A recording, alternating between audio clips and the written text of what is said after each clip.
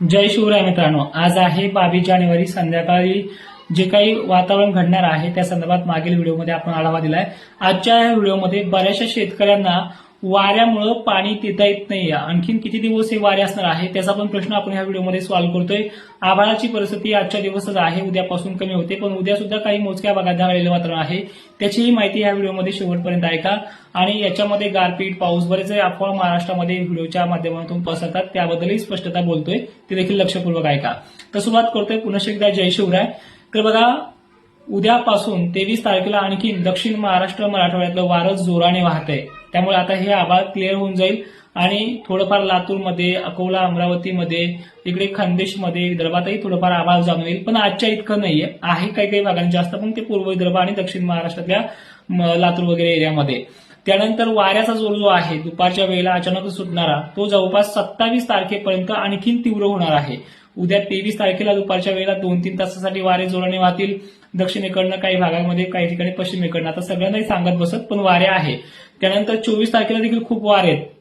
या वाऱ्यात जोर देखील खूप मोठा आहे आणि 24-25ला आणखीन वारे वाढतील. कारण महत्वाचं तसंच आहे, बंगालच्या उपसागरातल्या लो प्रेशरमुळे आभाळ परत येणार आहे. 27-26 तारखेला मराठवाड्यात, विदर्भात आणि 27 तारखेला पुन्हा अशाच प्रकारचा आभाळ जे उद्यापासून क्लिअर होतंय, 23-24ला क्लिअर होतंय, तेच आभाळ पुन्हा एकदा 26-27ला, 26-27 जानेवारीला आणखीन जास्त येणार आहे.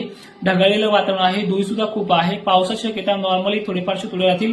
गारपीट तर नाहीये. गारपीटीचे मेसेज पाठवण्याची कमेंटमध्ये मला हे करा, बोलतो मी त्यांना सुद्धा की पुढे तुम्हाला गारपीट दिसते. आणि याच्यामध्ये एखाद्या गावाला पडली ना तर हरभऱ्यावाणी बारीक आहे, मोठं संकट नाहीये. आता पाण्यासोबत ह्या गोष्टी ह्या दिवसात होत असतात, पण ते एखाद दोन गावाचा प्रश्न आहे.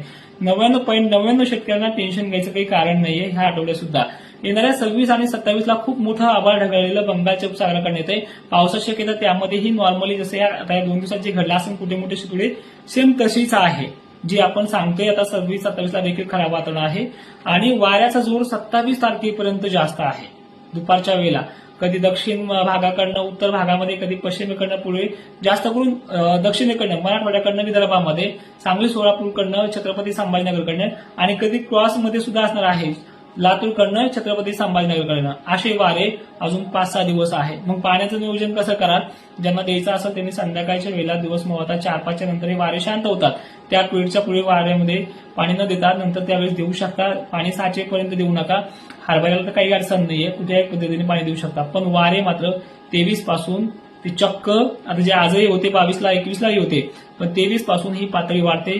25-26ला वारे जास्त आहेत, 24ला सुद्धा खूप जास्त आहेत आणि अशा प्रकारे 27 पर्यंत चालणार आहे. 28ला वारे शांत होतील. 2-3 दिवस पाणी देऊन घ्या, नंतर पुन्हा 1-2 तारखेला वारे वाढणार आहे, कारण की पुढच्या फेब्रुवारी महिन्याच्या पहिल्या आठवड्यात देखील वातावरण पावसाचं बनणार आहे. तर अशा प्रकारचा शेड्यूल आहे.